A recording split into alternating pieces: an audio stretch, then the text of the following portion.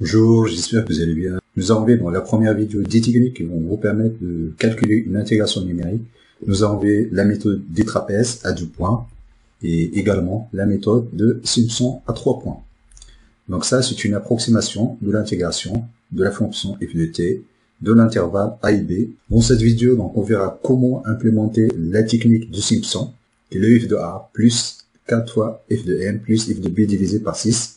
Donc l'acquisition de la valeur de f de a, ça se fait pour t égale à 0.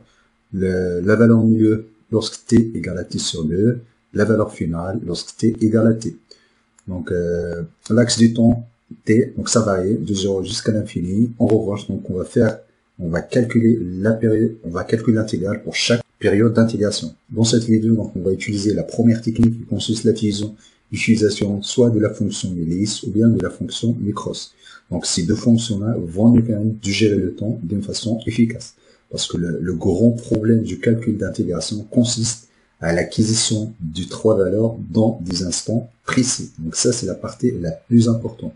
Pour l'acquisition de 3 échantillons dans des valeurs plus précises, soit on peut utiliser la fonction Millis et ou bien la fonction Micros, ou bien donc on peut utiliser une interruption externe, soit en utilisant par exemple une horloge externe, ou bien on peut également utiliser le signal PWM.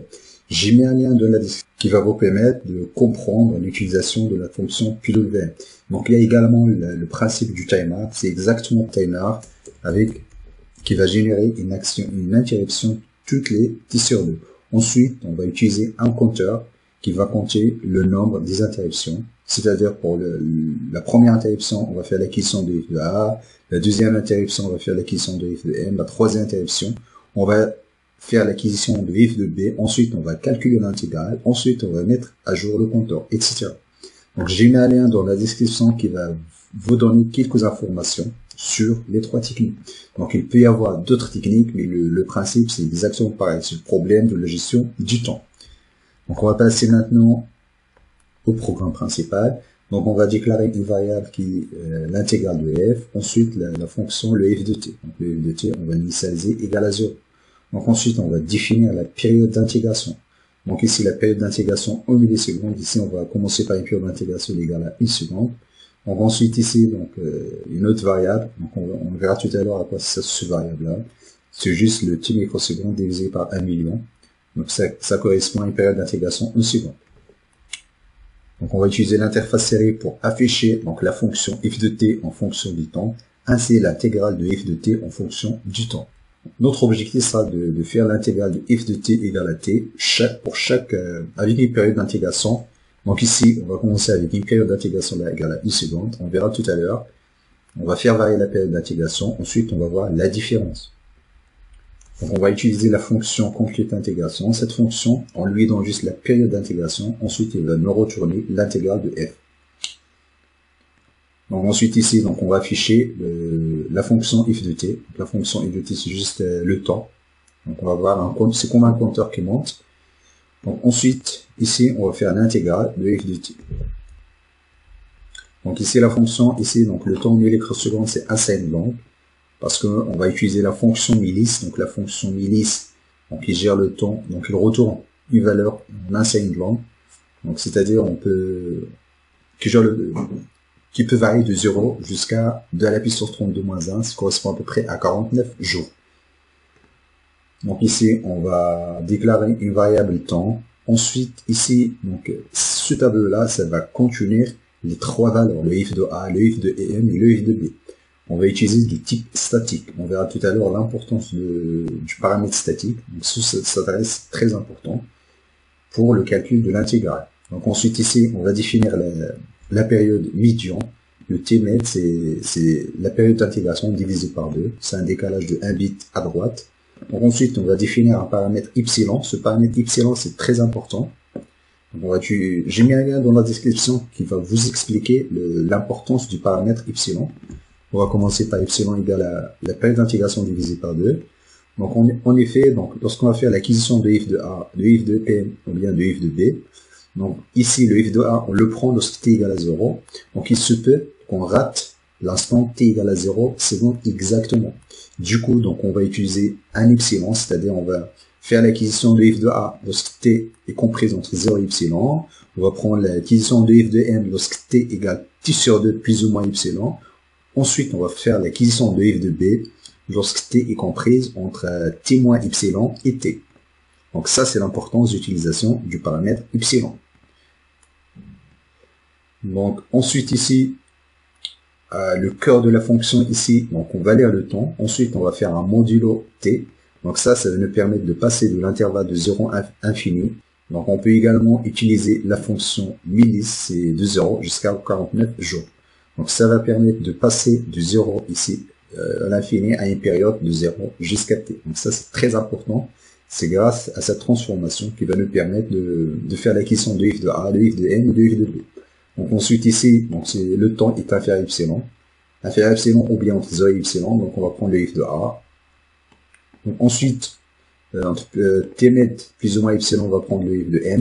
Ensuite, lorsque t supérieur à t moins epsilon, ou bien lorsque t est comprise entre t et t moins epsilon. Donc là, on va prendre la dernière valeur. Ensuite, on va calculer l'intégration en même temps. Donc ici, donc le calcul de l'intégration, ça se fait au moment de l'acquisition de la dernière valeur ici. Lorsqu'on va faire l'acquisition de f de b, en même temps, on va calculer l'intégrale. C'est-à-dire la valeur de l'intégrale, ça se met à jour toutes les t secondes. Donc ça, c'est très important. Ensuite ici, on retourne la valeur de l'intégrale. Donc là, on va compiler notre programme. Donc là, donc ça, c'est le f de t. C'est juste le temps qui monte.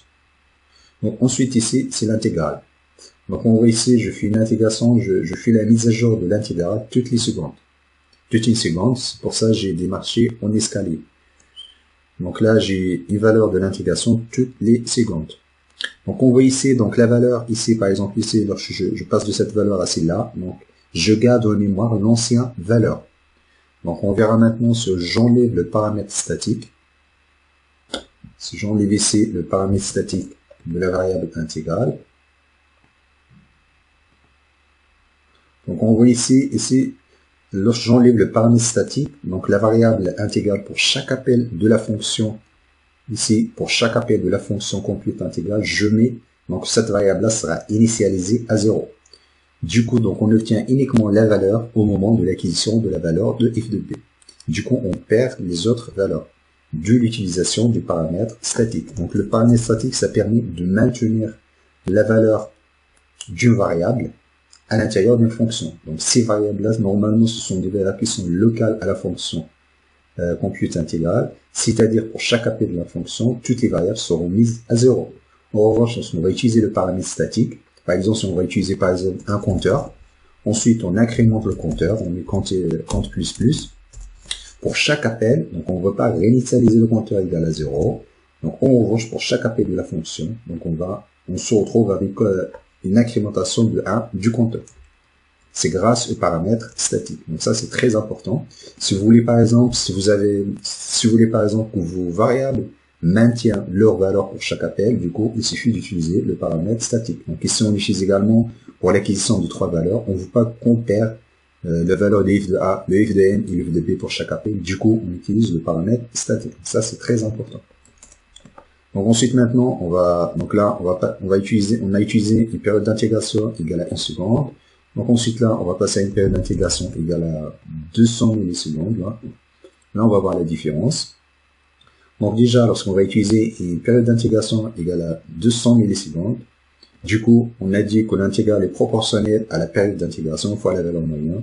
Du coup, on va avoir 0.2. C'est-à-dire, on va avoir une valeur qui est très faible par rapport à la valeur de la fonction. Voilà. Donc ça, c'est notre fonction, ça c'est 0,2 à peu près 0,2 fois la valeur moyenne. Par contre ici, donc la mise à jour, donc c'est beaucoup plus rapide. Du coup, on a une valeur qui change, qui est beaucoup plus rapide. Pour ramener cette courbe là ici, donc pour ramener cette courbe, donc il suffit ici de multiplier. Donc on va ramener la courbe de l'intégrale, on va ramener la fonction f de t vers la courbe d'intégrale. Donc pour se comparer entre les deux. Voilà, donc j'ai ramené la courbe tout à l'heure, donc il a une pente qui est faible, donc là je l'ai ramené vers la fonction f de t égale à t. Donc on voit ici donc les marches en escalier, c'est la période d'intégration. Je fais la mise à jour toutes les 200 millisecondes. Donc là, pour avoir encore un peu plus de précision, donc ce que je peux faire, donc là, je reprends cette fonction-là, je le sors, c'est-à-dire je fais je recalcule l'intégrale pour chaque appel de la fonction. Donc là, je peux obtenir encore plus de précision sur le calcul de l'intégrale.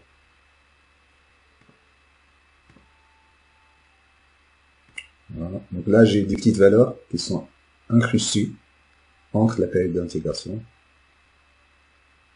parce que je recalcule l'intégrale pour chaque appel à la fonction. Par exemple, pour réinitialiser le temps, donc si je réinitialise la carte Arduino, donc là je réinitialise la carte Arduino, je repasse à 0. On verra dans la prochaine vidéo, on va mettre en pratique la notion de l'intégration numérique, on va intégrer une accélération pour passer de l'accélération à la vitesse.